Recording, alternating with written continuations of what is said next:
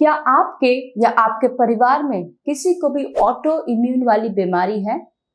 अगर हाँ, तो आज का इस वीडियो जरूर देखिएगा, क्योंकि आज के इस वीडियो में आपको एक ऐसी इंफॉर्मेशन पता चलने वाली है जो आगे चल के आपके परिवार में टाइप 1 डायबिटीज वाले बच्चों का रिस्क घटा सकती है। क्या है वो टॉपिक, उसी के ऊपर आज हम डिटेल में बात करने वाले हैं। नमस्ते दर्शकों, स्वागत है आपका मेरे इस YouTube चैनल के ऊपर। मैं हूं आपकी होस्ट डॉक्टर तन्वी मयूर पटेल, एंडोक्राइनोलॉजिस्ट यानी कि हार्मोन विशेषज्ञ डॉक्टर, मुंबई से।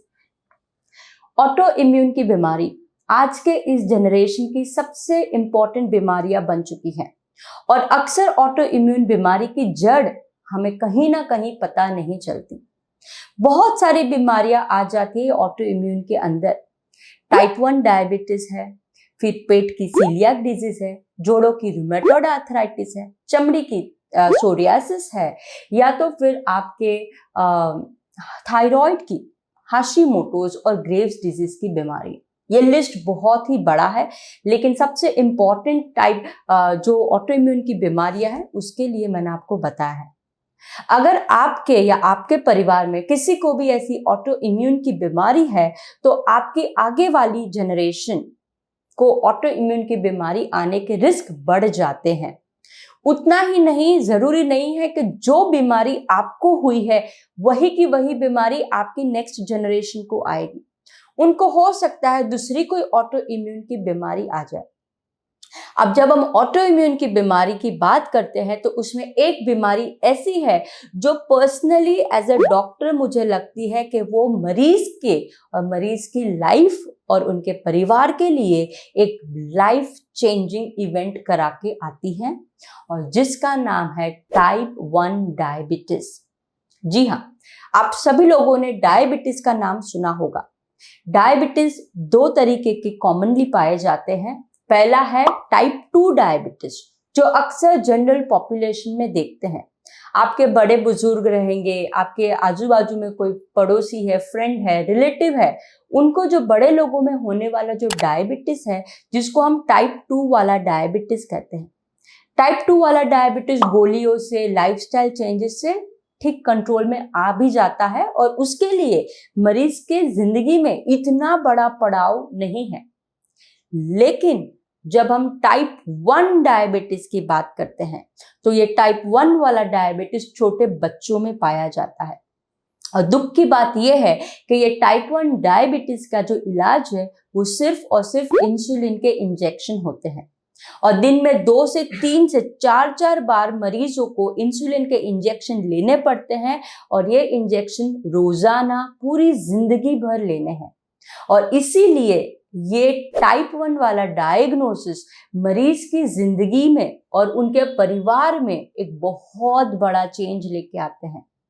जब भी मैं देखती हूँ डायबिटीज एक्सपर्ट और ऑटो इम्यून डिजीज के रिलेटेड इतनी ज्यादा बीमारियां जब मैं ठीक करती हूँ, तो पेशेंट के जब रिलेटिव आते हैं कह के, डॉक्टर मेरा 3 साल का बच्चा है, मेरा 4 साल का बच्चा है, इसको डायबिटीज लग गया है, और बहुत बार ये परिवार के सदस्य ये डायग्नोसिस खुद एक्सेप्ट ही नहीं कर पाते। माँ बाप ये सोच के ही परे हो जाता है कि मेरे बच्चे को अब जब तक उसकी जिंदगी है तब तक 3-4 बार रोजाना इंसुलिन के इंजेक्शन लेने पड़ेंगे।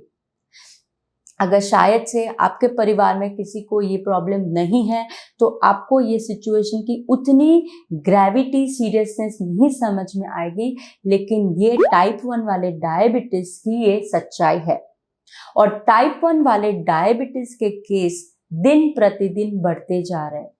ऑल ओवर द वर्ल्ड 3 से 6% सालाना टाइप 1 डायबिटीज की संख्याएं बढ़ती जा रही है, और ये एक बहुत ही बड़ा चिंता भरा विषय भी है।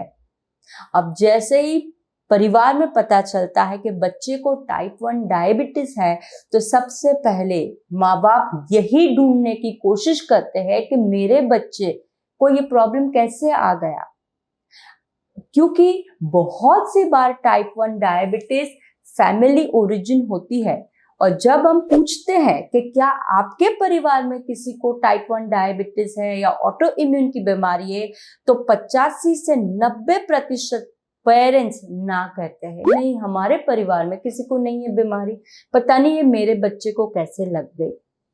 तो ये मेरे बच्चे को कैसे लग गई, यही टॉपिक के ऊपर आज थोड़ा ज्यादा एक पॉइंट है जिसके ऊपर हम डिस्कस करने वाले हैं। जरूरी नहीं है कि ये वीडियो उन लोगों के लिए है जिनको टाइप 1 डायबिटीज ऑलरेडी है। जैसे कि वीडियो के शुरू में मैंने बताया कि अगर आपके परिवार में कोई भी और प्रकार का ऑटो इम्यून की बीमारी है, तो आगे आने वाली जनरेशन को टाइप 1 डायबिटीज होने के रिस्क भी बढ़ जाते हैं। एक ऐसी मिस्टेक है जो अगर आप अवॉइड कर पाए तो हो सकता है कि ये ऑटो इम्यून टाइप 1 डायबिटीज आने को थोड़ा बचा भी सकते हैं। तो एक प्रकार का ये जागृति भरा अवेयरनेस वाला वीडियो भी मैं आपको कह सकती हूँ, तो प्लीज वीडियो के एंड तक जुड़े रहिएगा। ओके, जब हम हिस्ट्री लेते हैं टाइप 1 डायबिटीज की, तो अक्सर न्यूट्रिशन हिस्ट्री पे भी ध्यान दिया जाता है कि बच्चे की डिलीवरी कैसे हुई थी, क्या बच्चे को न्यूट्रिशन दिया गया था। अब जैसे ही बच्चे को क्या खाना पीना दिया गया, तो सबसे ज्यादा ध्यान देती है माँ, क्योंकि माँ ही है जो नवजात शिशु के साथ में रहती है। और बहुत बार जब हम कुछ पॉइंट ऐसे डिस्कस करते हैं, बहुत सी बार पेरेंट्स अपने आप में एक दूसरे को कोसने लग जाते हैं कि ये हमारी गड़बड़ होगी। तो आगे चल के ऐसी गड़बड़ ना हो, इसी के लिए आज का ये वीडियो है। आज के ये वीडियो का जो टॉपिक है, ये टॉपिक अपने आप में एक बहुत ही एकदम कंट्रोवर्सी भरा पड़ा है, क्योंकि पिछले 50-60 सालों से मेडिकल साइंस में भी ये टॉपिक के ऊपर बहुत रिसर्च हो रहा है, और ये रिसर्च हर एक अलग अलग देश करते रह रहे हैं, क्योंकि सभी कंट्रियों को ये जानना है कि क्यों टाइप 1 के डायबिटीज के बच्चों की संख्या इतनी बढ़ती जा रही है। और ऐसे कुछ रिसर्च में आया है गाय का दूध। जी हाँ, हो सकता है आप में से बहुत से लोग ये वीडियो में मेरे साथ सहमत ना हो, और शायद से मुझे कमेंट्स में ये भी मुझे आ सकता है कि डॉक्टर गाय का दूध तो बहुत हेल्दी होता है, आप कहाँ ऐसा टॉपिक पे बात कर रहे हैं। ये टॉपिक मेरा खुद का बनाया हुआ नहीं है, ये टॉपिक जो रिसर्च चल रहा है उसके ऊपर है, और अलग अलग देशों में क्या इसके ऊपर सामने आया है वही मैं आपके सामने लेके आई हूँ। तो गाय का दूध हम सबको लगता है बहुत ही सेहतमंद है। श्योर, आप लोगों की राय से मैं वो नहीं हूं, लेकिन एज अ डॉक्टर और as a autoimmune specialist जब मैं बात करती हूँ, तो डेफिनेटली इसमें इश्यूज पाए जाते हैं, क्योंकि गाय के दूध के अंदर का जो प्रोटीन है, ओके, अब हर एक प्रोटीन जो होता है ना, ये बनता है अमाइनो एसिड में से। ओके, तो गाय के दूध का प्रोटीन का अमाइनो एसिड का सीक्वेंस और हमारे जो ह्यूमन के एक एंटीजन है जिसको हम HLA एंटीजन कहते हैं, उसके अमाइनो एसिड की सीक्वेंस काफी ज्यादा सिमिलैरिटी भरी पाई गई है। ओके, इनफैक्ट 1980 से ये टॉपिक पे जो डिस्कशन चलते आ रहा है कि जब भी मरीज गाय का दूध का कंजम्पशन करते हैं, तो गाय के दूध के अंदर गाय का इंसुलिन भी होता है, जिसको हम कहते हैं बोवाइन इंसुलिन। ओके, अब जैसे ही गाय का दूध का सेवन किया जाता है, बोवाइन इंसुलिन भी हमारे शरीर में एंट्री करता है। और ये बोवाइन इंसुलिन जो है, क्योंकि ये बाहरी घटक है, इसके लिए हमारे शरीर की इम्यून सिस्टम, रोग प्रतिकारक क्षमता इसके ऊपर कार्य करनी शुरू कर लेती है। सेल्यूलर और ह्यूमोरल, ये दो इम्यून सिस्टम हमारे ह्यूमन के शरीर के अंदर पाई जाती है, और ये दोनों सेल्यूलर और ह्यूमोरल इम्यून सिस्टम एक्टिवेट हो जाती है, और इसके वजह से ये मिल्क प्रोटीन के ऊपर एंटीबॉडीज बनने शुरू हो जाते हैं। कुछ रिसर्च में ऐसा पाया गया है कि ये जो एंटीजन जो है, ये HLA कैटेगरी के जो एंटीजन जो पाए जाते हैं, ये इंसुलिन के ऊपर अटैक करते हैं, और हमारे पैनक्रिया जिसके अंदर ये बीटा सेल की कोशिकाएं हैं जो इंसुलिन हार्मोन बनाती है, ये इंसुलिन हार्मोन बनाने के क्षमता को धीरे धीरे करके नष्ट करनी शुरू कर देती हैं। ओके, कुछ रिसर्च में ऐसा भी पाया गया है कि ये जो बोवाइन इंसुलिन के ऊपर की जो एंटीबॉडी है, ये सिर्फ टाइप 1 डायबिटीज नहीं लेके आती, बल्कि और भी ऑटो इम्यून की बीमारियां हैं जिसको हम कहते हैं सीलियाक डिजीज, उसको भी लेके आ सकती है। अब सीलियाक डिजीज के ऊपर ऑलरेडी ये चैनल पे मैंने 2 डिटेल में वीडियो डाले हैं। सीलियाक डिजीज एक प्रकार की ऐसी डाइजेस्टिव सिस्टम की बीमारी है जहां पे मरीजों को गेहूं में पाए जाने वाले ग्लूटेन प्रोटीन सूट नहीं करते और उनको प्रॉब्लम क्रिएट करते हैं। ओके, तो बहुत रिसर्च में ऐसा पाया गया है कि गाय के दूध का प्रोटीन जो है सिर्फ टाइप 1 डायबिटीज नहीं बल्कि सीलियाक डिजीज की बीमारियों को भी बढ़ावा देता है। बहुत रिसर्च में ऐसा पाया गया कि जब नवजात शिशु को सिर्फ और सिर्फ एक्सक्लूसिव माँ का दूध दिया गया है, तो ये माँ के दूध के वजह से उनके शरीर में बहुत ज्यादा बेनिफिशियल इफेक्ट पाया जाता है और आगे चल के कोई भी बीमारियों से वो बचाता है। यानी माँ का दूध सर्वश्रेष्ठ है और ये ही बेस्ट है। ओके, इनफैक्ट एक रिसर्च किया गया था यूनिवर्सिटी ऑफ हेलसिंकी फिनलैंड के अंदर। उसमें यह पाया गया था कि जिन शिशु जिनकी उम्र 3 महीने से छोटी है, ओके, और ये 3 महीनों से छोटे वाले जब भी बच्चों को गाय का दूध जब दिया गया था, तो इन बच्चों को आगे चल के टाइप 1 डायबिटीज होने के रिस्क काफी ज्यादा पाए गए थे। इसका मतलब ये नहीं है कि हर एक बच्चा जिसको गाय का दूध दिया गया 3 माह के पहले उसको टाइप 1 डायबिटीज होगा। लेकिन हाँ, अगर आपके परिवार में और आपके उसकी जेनेटिक कॉम्पोजिशन ऐसी है कि ऑटो इम्यून की बीमारी को अगर वो फेवर करता है, तो ये बच्चों को आगे चल के टाइप 1 डायबिटीज भी आ सकता है। अब ये रिसर्च में ये नहीं बताया गया था कि कितनी क्वांटिटी का दूध और कितना फ्रीक्वेंटली एक 3 महीने के छोटे बच्चों को दिया गया था। ये कंक्लूजन ये निकला है कि अगर 3 महीने से छोटा बच्चा है और अगर गाय का दूध दिया है ये बच्चे को, तो आगे चल के टाइप 1 डायबिटीज आ सकता है। और इनफैक्ट ये रिसर्च के कंक्लूजन में ऐसा भी डॉक्टर्सों ने बोला था कि अगर हम ये 3 महीने के छोटे बच्चों को अगर गाय का दूध नहीं देते हैं, तो हम अप टू 30% टाइप 1 डायबिटीज के रिस्क को घटा सकते हैं। ये बहुत ही बड़ा स्टेटमेंट है। ओके, इनफैक्ट 2018 में, यानी हाल ही में 6-8 साल पहले की बात है, और एक रिसर्च किया गया था स्वीडन में। और स्वीडन के ये रिसर्च में ऐसी बातें सामने आई है कि अगर दूध के जो स्किम्ड मिल्क पाउडर है, दूध के बने जो पाउडर है, जब ये पाउडरों को गर्म किया जाता है, बहुत लंबे वक्त के लिए इसको प्रिजर्व करके स्टोर किया जाता है, और तो ये पाउडर के अंदर कुछ ग्लाइकेशन के एंड प्रोडक्ट्स होते हैं। जब वो ग्लाइकेशन एंड प्रोडक्ट एक छोटा बच्चा जब सेवन करता है, तो उसके डाइजेस्टिव सिस्टम में, गट में इन्फ्लेमेशन का कार्य करता है, जो इम्यून सिस्टम को भी डिस्टर्ब करता है। ओके, तो ये 2 महत्वपूर्ण रिसर्च हाल ही में सामने आए हैं। ओके, उतना ही नहीं, और भी एक थियरी और हाइपोथेसिस है जो फेवर करती है और एक प्रकार का माइकोबैक्टीरियम।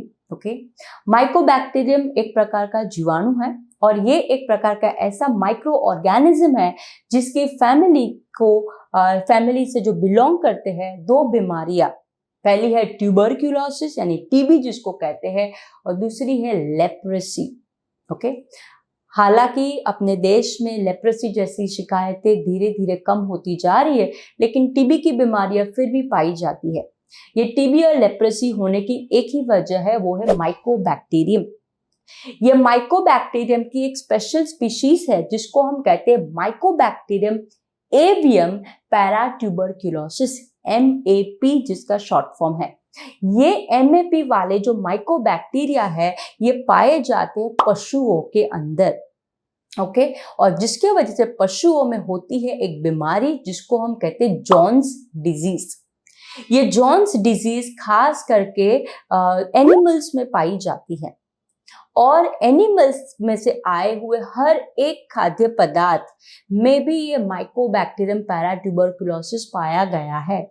यानी कि पशुओं में से आने वाला खाना जैसे कि मीट के प्रोडक्ट्स हो गए या तो डेयरी प्रोडक्ट दूध के बने हुए चीजें, चाहे वो दूध पास्चराइज्ड हो या नॉन पास्चराइज्ड हो, स्किम्ड मिल्क हो, होल मिल्क हो, रॉ मिल्क हो, हर एक मिल्क के अंदर ये माइकोबैक्टीरियम पाया जाता है।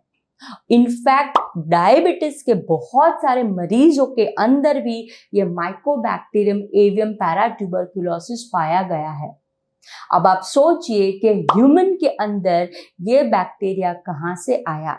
ये बैक्टीरिया तो है इन पशुओं के भीतर, ये हमारी फूड चेन की वजह से आया है और ये माइकोबैक्टीरियम एवियम पैराट्यूबरकुलोसिस भी हमारी इम्यून सिस्टम को ट्रिगर करता है और डायबिटीज जैसी बीमारियां लेके आता है। ओके यानी ये 3 इंपॉर्टेंट पॉइंट ऑफ डिस्कशन है जिसकी वजह से हमारी इम्यून सिस्टम डिस्टर्ब हो सकती है और हमको ये बीमारी ला सकती है। तो वीडियो के एंड में मैं आपको कंक्लूजन कहती हूँ कि इसका मतलब क्या है, क्या किया जा सकता है। डेफिनेटली छोटे नवजात शिशु के 3 महीने के पहले कृपा करके आप बच्चे को माँ के दूध के अलावा और कोई भी खाद्य पदार्थ ना दें। ये बहुत ही इम्पोर्टेंट है।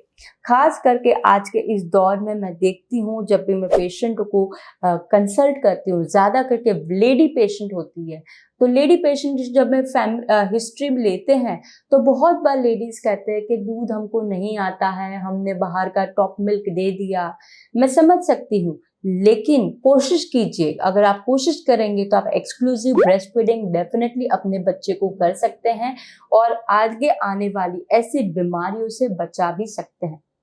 ये डेफिनेटली ये वीडियो का कंक्लूजन नहीं है कि हर गाय का दूध हर बच्चे के लिए प्रॉब्लम क्रिएट करेगा ही करेगा, लेकिन ये प्रॉब्लम क्रिएट कर सकता है, ये बहुत से रिसर्च में है। तो अब आपके पे डिपेंड करता है कि आपको इस पे आगे क्या एक्शन लेना है।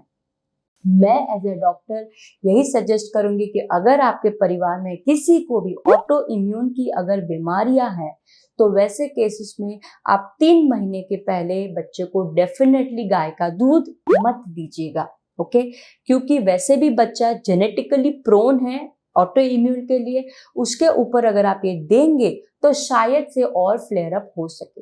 होगा ही नहीं होगा कोई गारंटी नहीं है, लेकिन फ्लेयर अप डेफिनेटली होने के रिस्क बढ़ जाते हैं। और टाइप 1 डायबिटीज कोई आसानी से मैनेज करी जाने वाली बीमारी नहीं है। ये परिवार के लिए बहुत ही बड़ा शेकिंग एक्सपीरियंस हो जाता है और जिंदगी भर के लिए आपको बच्चे को क्या खाना क्या नहीं खाना बहुत रिस्ट्रिक्शंस हो जाते हैं, ट्रैवल नहीं कर पाते, बहुत ज़्यादा स्कूल में एजुकेशन में प्रॉब्लम आते हैं। और वैसे ही केसेस में क्यों हम जब हमें पता है कि ये शायद से बढ़ा सकती है तो हम वो शायद वाला भी पॉइंट क्यों ना उस पर हम जोर दें।